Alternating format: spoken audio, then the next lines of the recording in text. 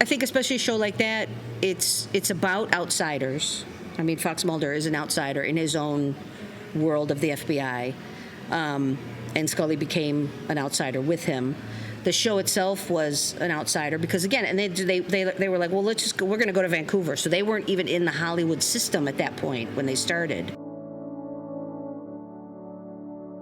2026 marks the 250th anniversary of the Declaration of Independence, the founding document of the United States, and, as I argue, the framework for an American popular culture mosaic. This is the Everything is a Primary Source podcast, the show dedicated to learning history through pop culture. I'm your host, Eric Salmonson. To commemorate this national milestone, I put together the America at 250 Public History Road Trip. The journey started in the spring in New Hampshire, and then, in the week leading up to July 4th, it was Chicago, down Route 66 to Litchfield, Illinois, west along the interstates and state highways to Dodge City, Kansas, and finally up in the Rockies in Colorado Springs. I stopped at museums and historic sites along the way, inviting folks to drop in and share a story, connecting their lives to the media, people, and places that matter to them. Each one a unique piece of that national mosaic. This season is a chance to step back and see how those stories come together, because pop culture, by definition, unites us and creates a beautiful, colorful American collage. The Everything is a Primary Source podcast is, therefore, a way to understand your history, my history, our history through popular culture.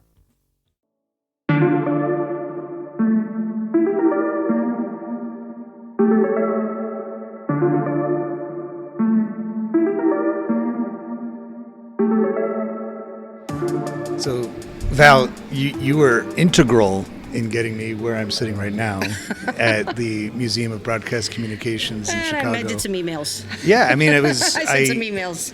I answered some emails. when setting up this project, it's been about a year since I started thinking about it, and I'd yet to visit Chicago, and I always wanted to, and I saw this museum being advertised, and I'm like, well, this is right up my alley. Yeah, perfect. I love that it's just dedicated to broadcast communications, and I'm like, if I'm going to do this pop culture drop-in podcast thing, what better place to do it than in a setting where we're surrounded. Right. Because 9 months ago to 10 months ago, there wouldn't have been a space for you to do this in, so your timing was also very good. So you're the archivist for... I'm the archivist. I kind of inherited the archives. I got hired originally as a librarian to basically put the archives inventory, the listing of the archives in a computer program so we could put it online, because there was no way for the public to access anything or to even know about what we had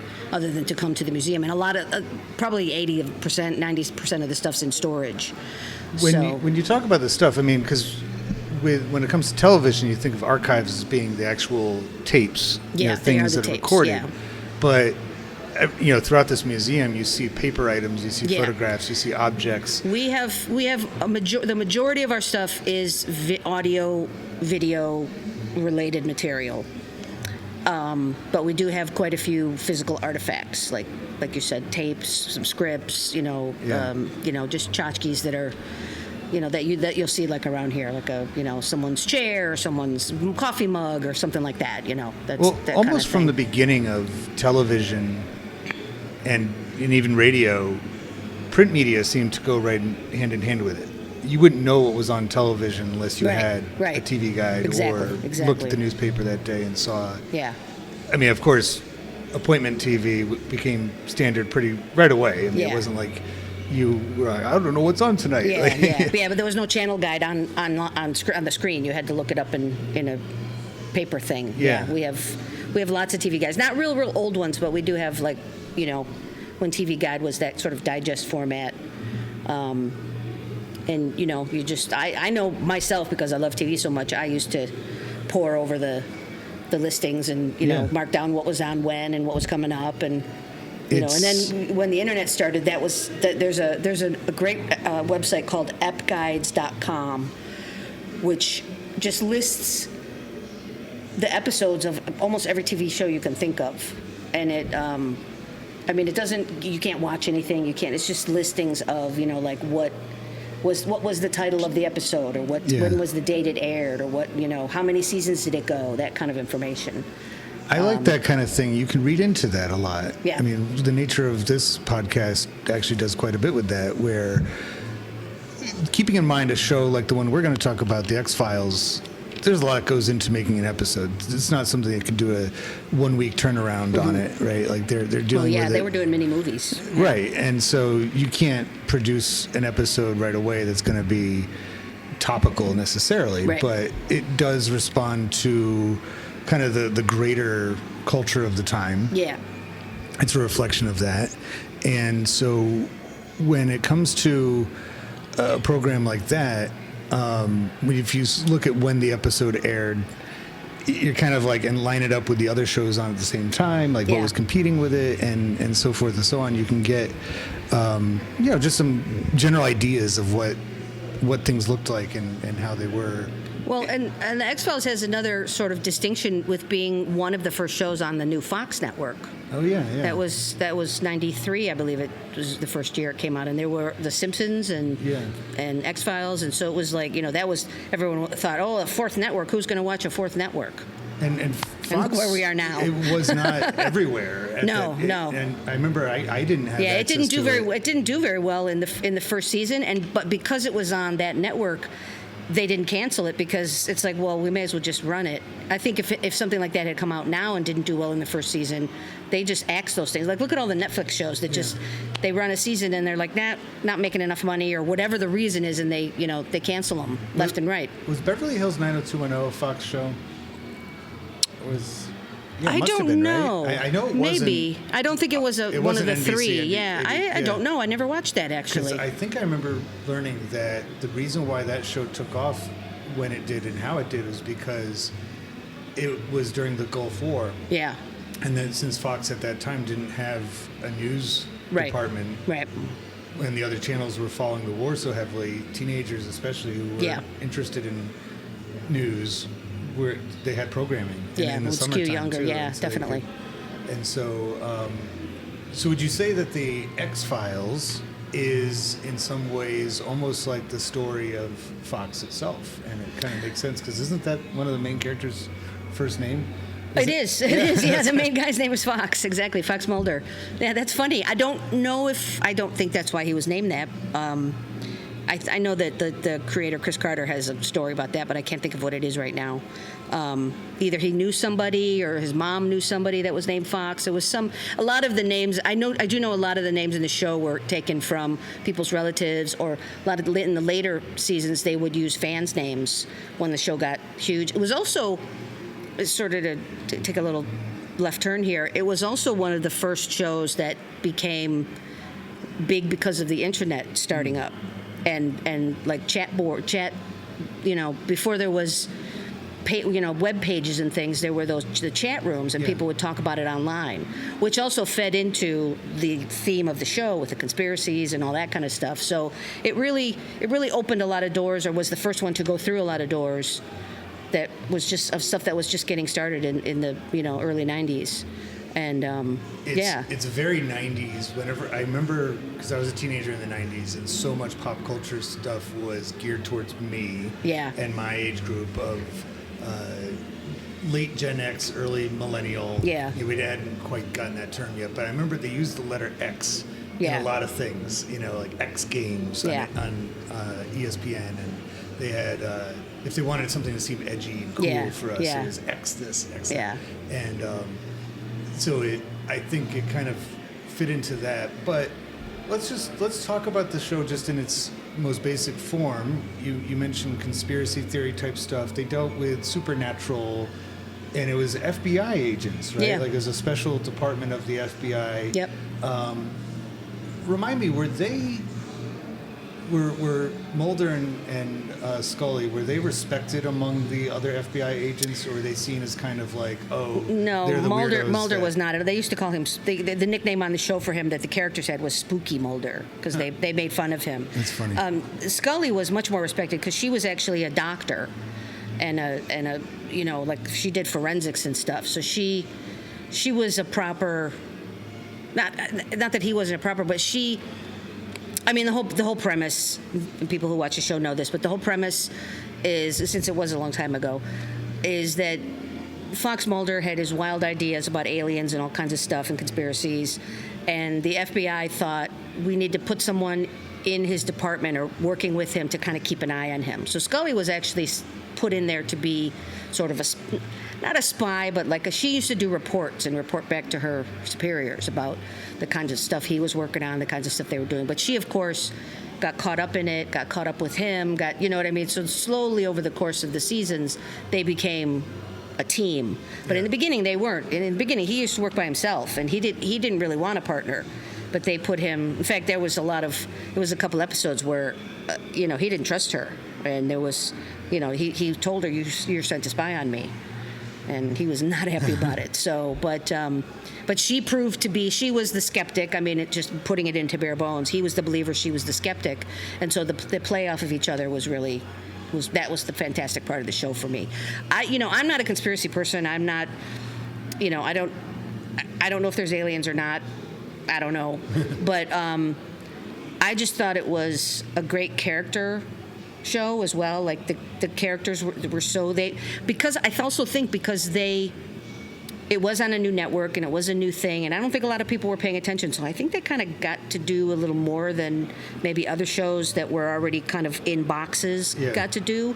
And so the actors, I think, really, had fun with it and branched out with their characters and were allowed to develop their characters. And that just makes I used to do theater, so I know how actors are with their characters and when they're allowed to have input and when they're allowed to have something that they can call their own about it.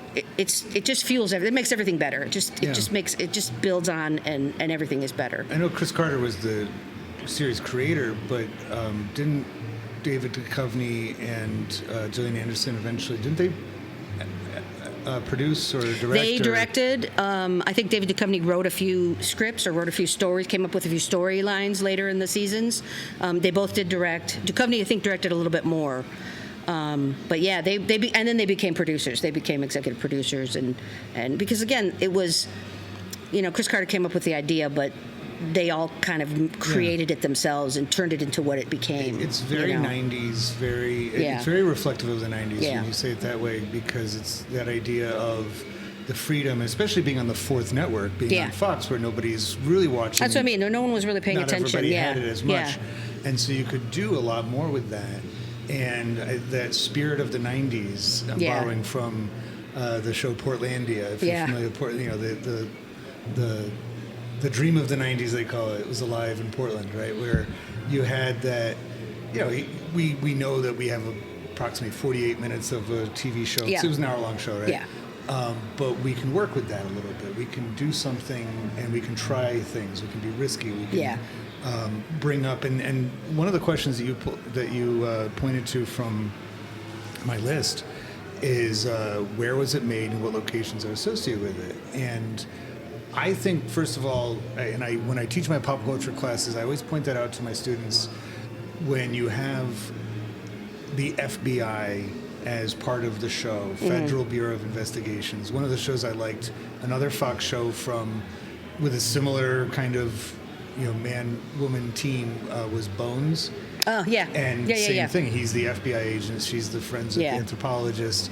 And it just opens up that many more storylines. Right. Because you can go anywhere in the country. FBI has jurisdiction all over the United States. Right. So instead of being NYPD Blue or a Chicago-specific show. Yeah, like a medical show or something that's set in a specific hospital, and they don't really... Well, I saw it even another great 90s show, this one actually set in Chicago, ER. Yeah. I could tell by season 2 or 3 of ER that they were recognizing that they, like, man, we really boxed ourselves into ER, and they sent Carol out on. She would work with the EMTs and the fire department. Yeah, just to get out of the hospital into the countryside. Like they'd go and there's a car accident way out there in the country. We better respond, even though we're Chicago hospital. But I think they do that for that reason of let's diversify the stories so it gives us even more to work with, that we can be creative and different and unique. And at the same time, be able to resonate with as many people as possible. Right. So, like, on an average X-Files show, because I know they had some special storylines that went in some pretty epic directions, but on a regular programming, they could show up anywhere in the U.S., right? They Right. might have... But- was there a lot of, like, standalone episodes where... Or was it all connected in some way? No, there was more standalone episodes in the beginning, but the standalone episodes became very important. There was sometimes two factions of fans: people who preferred the standalone sort of Monster of the Week episodes, and then people who preferred the mythology, you know, the through line story of the conspiracies and the cabal and all the, you know, the shadowy men and all that stuff. Which one would you put yourself in? You know, I liked both. I love some of the standalone episodes, especially later when it became successful, and then it wasn't so much taking risks as it was they could do whatever they wanted because they were the cash cow for Fox. So Yeah. they were like, we're going to do this. They would do funny episodes. There was an episode about vampires that was hilarious called Bad Blood in the 5th season. You know, just silly stuff. And the first episode I ever saw was a standalone where Mulder, they went to a town or a little, you know, place in the woods because there was supposed to be a monster in the lake called Big Blue. So it was like a Loch Ness monster take. And Scully brought her dog, and she didn't want the dog to you know, she couldn't leave the dog at home, so she took the dog, and so there was this whole side thing with the dog, and the dog got eaten by an alligator. Oh, no. And I mean, it was like, but there was a great scene called the Conversation on the Rock, where the two of them took a boat out and the boat sank and they got stranded on a rock, and they had this really heart-to-heart conversation about life and what they thought. And I mean, it was strange because I am watching a show about a sea monster or you know, a lake monster, and all of a sudden there's this really deep conversation between these two characters, and I didn't know like what was going on, but it was a really great show for me to see as the first one, because I thought, wow, these two people are really interesting. Like, I want to know more about what's going on here. And then of course it turned out they were like 10 feet from shore, so they didn't have to stay out there all night. But you know, I love that. And it, like a lot of programs, especially ones that are so long running and deep, you almost need to have the pilot episode, sometimes not even the whole first season, is worth watching, honestly. Yeah. I think of a lot of shows like that where it's like, if you wanted to introduce somebody to this show or introduce yourself to it, maybe second season or third. You know. But I will tell you, the X-Files is an exception, because I would suggest people watch the pilot. The pilot is phenomenal.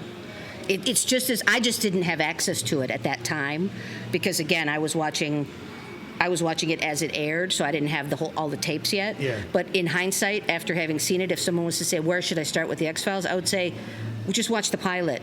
And then there are other episodes I could tell them, well, this one's good. My favorite episode is in the first season. It's the 6th episode. It's called Ice. And it's a bottle episode where they go to this. It's sort of a riff on The Thing, the movie The Thing. And it's my favorite episode. It's still my favorite episode, even, you know, all these years later.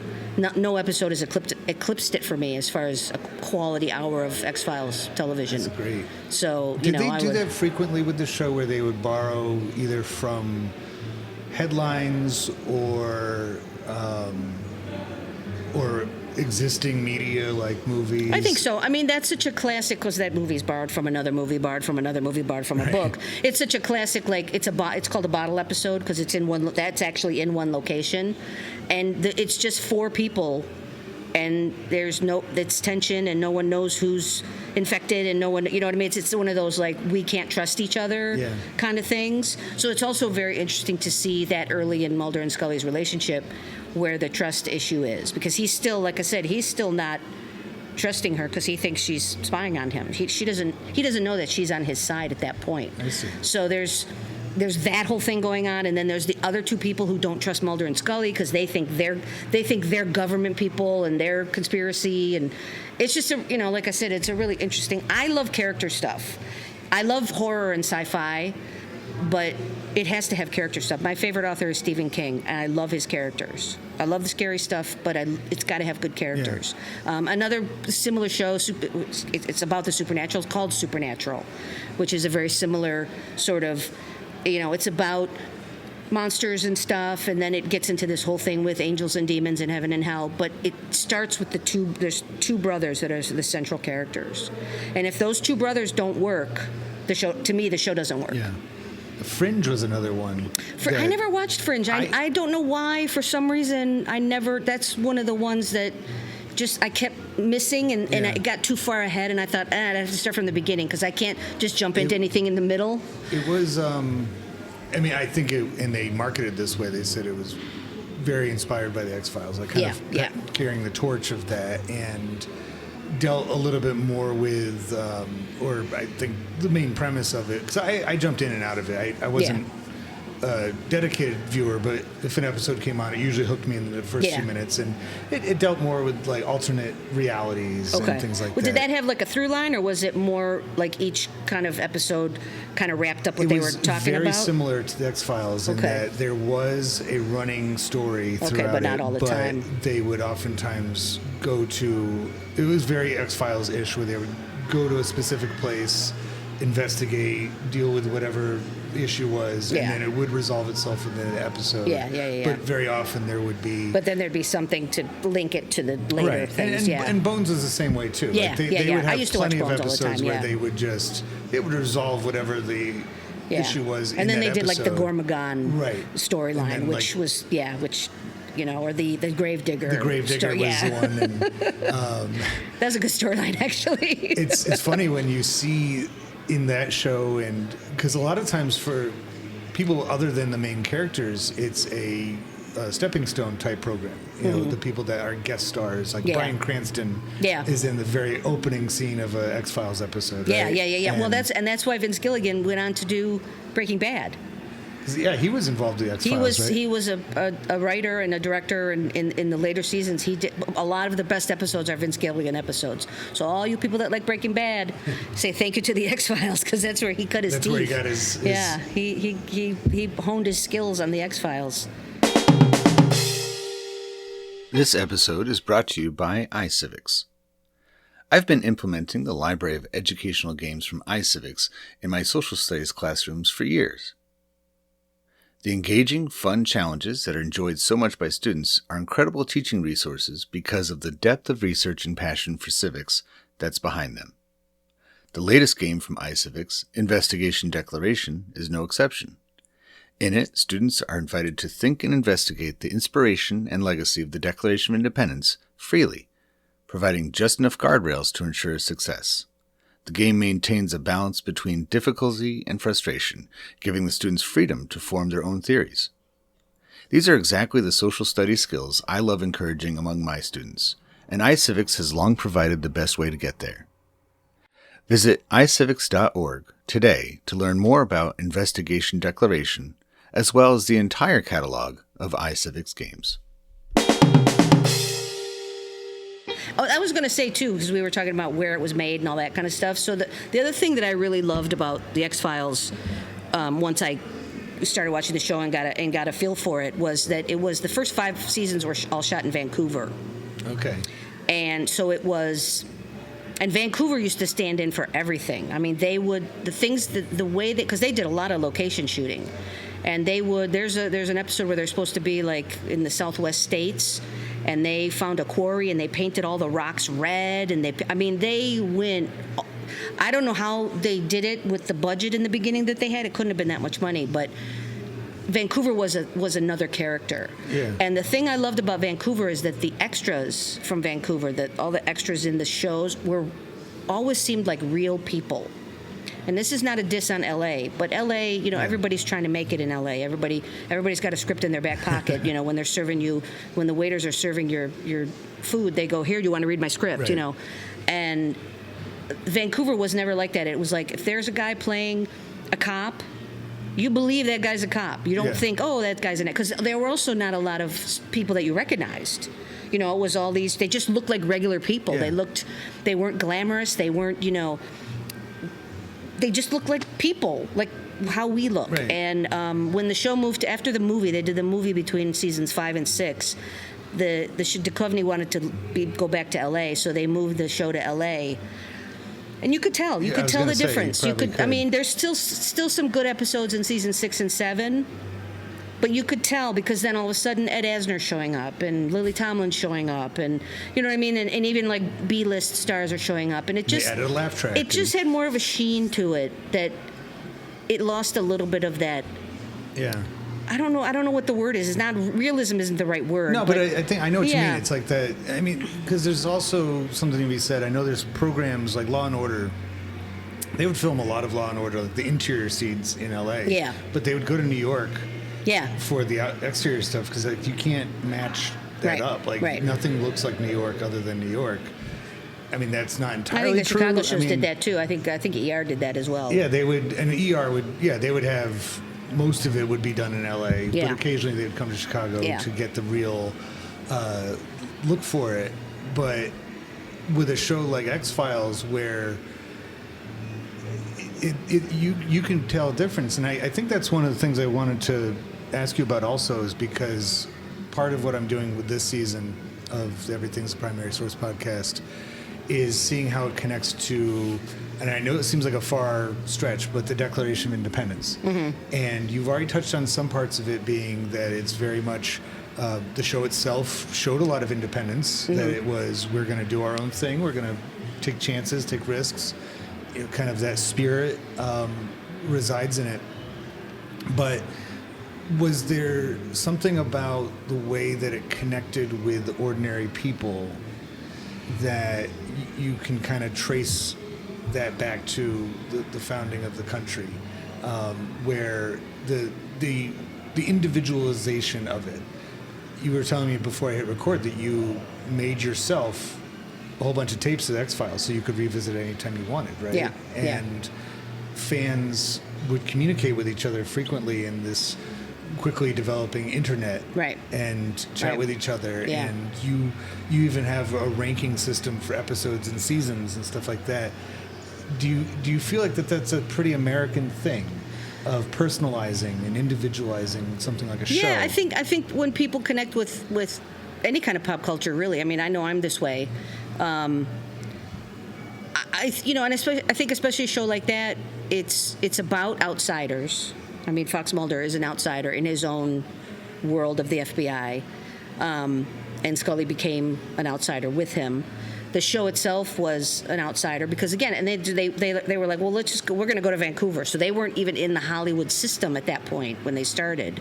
So they were almost like, you know, going out to the new world. And I mean, a lot of shows shoot in Vancouver, but back then it was, British Columbia. British so I guess Columbia, it's not super. It's not super American that way. Well, but it's like I mean, it's not independence, it's but- basically Seattle. It's Yeah. I mean, no offense to anyone who lives in Seattle, or I would love to live in Seattle or British Vancouver, British Columbia, because I love that climate. But just in the sense that they weren't in the machine of Hollywood, they had set off on their own basically, and on this new network, and then, like, for me personally, like I said, I started watching the show the end of the third season. I sort of saw it by accident because I was home on a Friday night, which I had never been before due to my theater job. And I said, oh, this is great. I used to hang with theater people, and I was having a drink at a bar, and the bartender said to me, a good friend of mine, he said, oh, you need to talk to Ernie's wife, Tracy. She's a big X-Files. So Tracy and I started talking, and I said, would you be willing to, if I bring you a bag of blank tapes and a VCR, I had 2 VCRs at the time, I said, would you be willing to, dub these tapes for me? Because she had been recording them off of the TV when they were on every week. Yeah. And she had to wait, and I was like, and then I had a summer with a bag full of tapes from seasons 1 to the end of 3 seasons of X-Files, before Netflix, before DVD, before anything, and I binged. I was early binger, and that was, because I'd watch one and I'd go, oh, I'm going to watch another one. Yeah. Hey, I'm going to watch one more Why not? because I have it, Yeah. And then when it came time to watch the 4th season and I had to wait a week, I thought, well, this sucks. I'm used to watching it right when I want. Right. So, people today, you guys have it made. You don't know when you had to wait a week. Like, It was you had to wait excruciating. a week. I made tapes all the time Yeah. of my favorite shows, and I especially liked it, of course, when they were syndicated, because then I could Yeah. record 4 in a row, Yeah. and I had tapes of Simpsons and Seinfeld. And But a see, few this of was even Friends before and- that, because this was before, like, when FX came out and they were showing them, 5 nights a week, or like now when you Yeah. can watch MeTV, you can see. My God, I've watched MASH, like all 13 seasons of MASH, because they just run them and there's 3 or 4 a day. Yeah. They just have it on in the background. I did, Some of those channels are just one show. yeah. That's all they show is well, and Frasier as for in mentioning Bones, I think it's Ion Mystery on Thursdays and Saturdays. It's all day Bones. It's all. I'm probably talking from 9 a.m. to 1 a.m. watch the entire series. Well, in- you can watch entire couple days. seasons of just one Yeah. after the other, and that's just regular. That's not even cable, Yeah. because I don't have cable. I just have an antenna.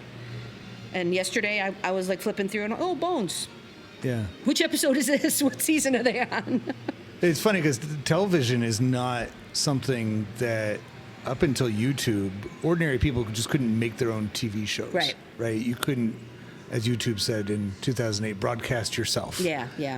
You needed to sell your script or your Right. ideas to a TV studio, Yeah. and you had to have them agree that this is Yeah. worthy of making money. And Yeah, that, and you needed equipment if you wanted to try to do anything yourself. I mean, yeah, nobody's going to watch a show that's right, just right. somebody's With one some shaky camera or VHS some camera, crappy, whatever. But you need there was a process to go through.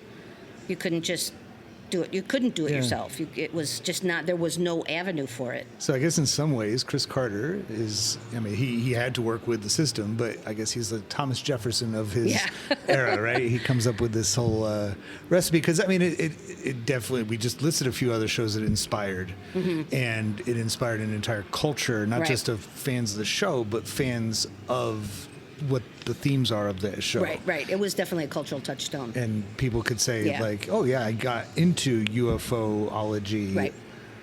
through X-Files. Yeah. Same thing Jurassic Park did with a generation of Yeah. paleontologists, of people that television and movies, but I would argue television more than movies. Well, in Scully, apparently, there's this thing called the Scully effect, where a whole generation of girls wanted to be scientists and wanted to be, wanted to do what she did, Yeah. which was not just be an FBI agent, but she, like I said, she did all the autopsies, she did all the, like I said, all the forensic stuff, and the same thing with Bones too, with that, Yeah. showing strong women doing jobs that were normally male dominated. Yeah. But doing them and being very good at them, and even Angela on that show, who was the artist but she was like the computer whiz. She was the Right. tech whiz. So And that kind of programming, I think it still exists, but there's just so much to choose from now that it's hard to really. I think keep that's the track of it. problem now, is that the overload of just everything it's hard to. Nothing really stands out because there's so much. Yeah. And because even like I said, when you asked me, what my favorite shows were, there's new shows that I really like a lot, but they don't come immediately to mind because it's like an avalanche of Yeah. every, especially I think the last 10 years have really been a golden age of television, with the shows that have been made either with BBC or Netflix or some of I loved a show on Netflix called The OA. I don't know if you ever heard of that one. It was 2 seasons, and it was, I don't even know if I can describe it, but it definitely had a lot of influence from X-Files and a lot of influence. It just blew your mind. It was probably had a lot of influence from Fringe, things like that. But it was just so, I don't know, it just grabbed me, and it was it ended on a giant cliffhanger in season 2. Not just a cliffhanger, but and it was just, wait, what? And then it was gone. And so I'm like, but it was so good. What happened? Yeah. No. In some ways, though, that's almost it's almost welcome nowadays. I think sometimes these shows they almost last too long, and they bring them back. There's a lot of reboots. There's a lot of there is a fine line. There is a continuations, fine line. like, all right, And just X-Files, the finish last it. 2 seasons of X-Files, seasons 8 and 9, I don't really even think about those. To me, it kind of ended in season 7. Yeah. And and there's a reboot supposed to be happening again. They did a couple more seasons when they were older. They were okay, but it didn't have the. It had run its course, and I find that especially the first 5 seasons, and then bits of the 6 and 7, I find those to be precious. Another show I love was Firefly, which only has 14 episodes, and then the movie, thankfully, which they did get to wrap some stuff up. But whenever I think of Firefly, I think those 14 precious episodes, those little, I can hold them in my hand, and I can just be like, oh, and they're all good because they never got a chance to. I mean, I wish it had gone longer. I think there were more stories to tell, but it never got a chance to, it never got a chance to be boring or be bad or be repetitive or be any of those things, which a lot of shows do. Right. That's the problem. And that's where it's funny because everything out of it.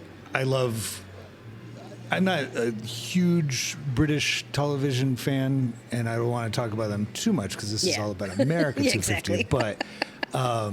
But one of the most popular TV shows of the early 2000s was The Office, which is a British export. Right. And what I loved about that show, because the first time I ever saw it, I thought I was watching an actual documentary. Yeah. It was so well done in the mockumentary fashion that it took me a few minutes to realize that it was fake. Yeah. And in my opinion, it did not translate very well when the American shows started doing it. Yeah. Because they intentionally made it back in Britain to be a short run. Right. I mean, their shows already are only 6 episodes. Right, and that's actually anyway. great because they can figure the whole thing out, and actually it's very satisfying because the endings are usually endings. Yeah. And so you're not going, oh my God, and also it's not going on 22 episodes where you go, oh my God, how many more filler episodes? And they addressed that in a show, I think it was a Showtime or HBO show called Episodes with Matt LeBlanc from Friends. Yeah, I've heard of that. As I've himself. never watched it, but it was pretty good. And they talk about that because, and they even bring up The Office in it. Because this producer from Hollywood finds these 2 very well-known writers in London in British television and convinces them to come over and develop a show, bring one of their shows, and he's like, it's going to be like The Office, but just better. Yeah. And they bring it to America, and what started out as a program about a boys' academy or college, turns into a show about a high school hockey team called Pucks, and it's really bad. But at one point, Matt LeBlanc, and he's playing a fictionalized version of himself. Yeah, he's like, you guys don't understand. He's like, in American TV, you're going to have some bad episodes. He's like, we have to do 22 to 26 episodes a year, so there's going to be some stinkers in there. Yeah, we can't all be gold. There's no way. We don't have. Yeah, we just. There's no way. But doesn't that say something? And I like a lot of British TV, but I'm American. I love American culture. But one thing I recognize about American culture is that we don't know when to say enough is enough. Yeah. We're just because everything's more. excess. Everything's bigger, this is more, good. better, lots and lots. And sometimes at the expense of quality because it becomes quantity over quality. Yeah. And we just have learned also because that's the culture that it's always been, and that's the way, especially primetime television has always been. Just 22 to 26 episodes a season. And you just watch it because it's there. And some weeks you go, that wasn't a very good episode. Right. But then you're fine because there's going to be 14 more episodes coming. And I think we've just been conditioned to accept that and not question it. It's funny because when Lost first came out, I watched the pilot. I thought the pilot was very, very good. And I thought, oh, great, a new show. This is interesting. I don't know what's happening. It's kind of mysterious. It's got good special effects. There's, blah, blah, blah. And I started watching it, and about 6 or 7 episodes in, I'm like, I don't really like this show. But I kept watching it because I was sort of conditioned to be like, well, the odds are. It's going to get better. There's more, like you said earlier about the first season is not always the greatest. There's bound to be some clunkers. X-Files has some clunkers in the first season, but more better than worse. But I thought, all right, I'll keep watching it. And I had a DVR at the time, and actually 2 weeks in a row, my DVR failed to record Lost. I think because I used to watch that show and scream it and be like, oh my God, I hate that character and this character, blah, blah, blah. And I think my DVR was like, look, you don't like this show, so I'm going to not record it for you because you need to not watch it anymore. because this is ridiculous. You just there's shows you watch that have characters that you hate in a good way, in a fun way, and then there's shows you watch where you just don't like the character or the actor or whatever. It's just not working. It just doesn't work. It just doesn't jive. And it's like that show, I just hated all the main characters, and I thought there's no enjoyment. I'm getting zero enjoyment out of watching this show, so I stopped watching it. Yeah. And I was glad, because then I heard all horrible things about later on, but I'm like, I have other things to watch. I don't need to waste my time. I don't need to waste an hour of my life a week watching a show I don't like. Well, I mean, you're showing your curatorial skills by doing that. Exactly, right? You're kind exactly. of like, I know quality when I see it, and I don't feel like giving this many more time than it deserves. Yeah, and but it was, again, that was sort of a cultural thing, and it was a water cooler type show, and even though I never worked a job that had a water cooler, so I never really, did that, but it just, I didn't want to be the one person who hadn't watched it, and then I realized, what does it matter? Yeah. And now there's plenty of shows that people go crazy over, and I've not seen. Name any reality show, and I have not seen any of them. So we're hovering around a time period from '93 when the X-Files came out to, I would say, like 2013. Let's call it that 20-year span. Yeah. When that was maybe the last stand of everybody watching the same shows. Right. And now it's almost impossible to find somebody who watches the same, say, even 5 shows in common. Well, sometimes it's impossible to find shows because there are so many platforms and there are so many places where you can see them, but then there's other places where you can't. So if you don't have the right service, and I don't have any. I don't, like I said, I don't even have cable anymore. But, so I watch what I can, but I'm not. Lately, I'm not up on the. You know what you like. You know what you. Yeah, and I have a bunch of DVDs that I still haven't watched that I need. It's kind of the beauty movies and stuff. So I'm actually okay, but. All these things circle around that DVD era where you could. That's how you would get to watch your show over and over again. Right. You buy the DVD and get to really know it. Because I do have the DVDs of X-Files now. I have the DVDs of Bones. I have the DVDs of Supernatural. I have I have all that stuff. I have Buffy and Angel when it spun off, and so, and those are actually very comforting for me as well because I know I like them. There's also because there became after show after show after show, like especially after Firefly got canceled, that was very painful for me.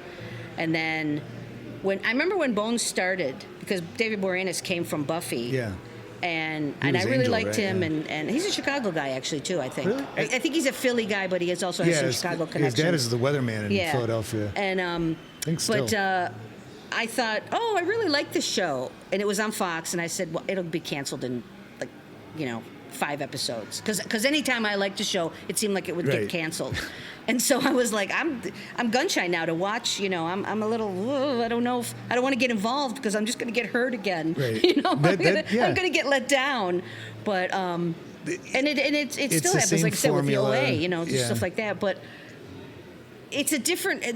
For me, then I think that was also, like you mentioned, those years. I think that was also the beginning of the end of the scripted show until all the cable and streaming services came out. Yeah. Because there was a barren time there, I think, in the late 90s, early 2000s, where it was all reality.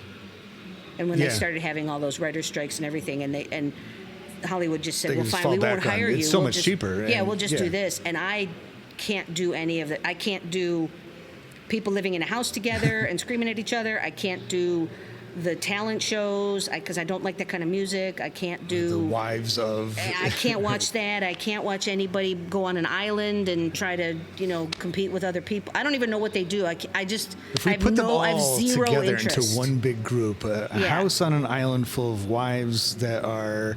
Bachelorettes, and we could just do one show that's together. All the themes put into one. Yeah. Val, thank you so much for your time today. I really appreciate it. You're welcome. This was great. And, I as you can tell, I love talking about TV. Well, you work at the right place. I love talking about all this kind of stuff, and I haven't talked about X-Files for a while, so that's actually nice. I'm so glad I was able to get you to talk about it. Yeah, and no problem. Thank you. Go Thank back you and watch some. for giving me the opportunity. Excellent. Thank you so much. Each podcast episode has us uncovering another piece of the mosaic that is the American experience through pop culture. It's what connects us across backgrounds and perspectives.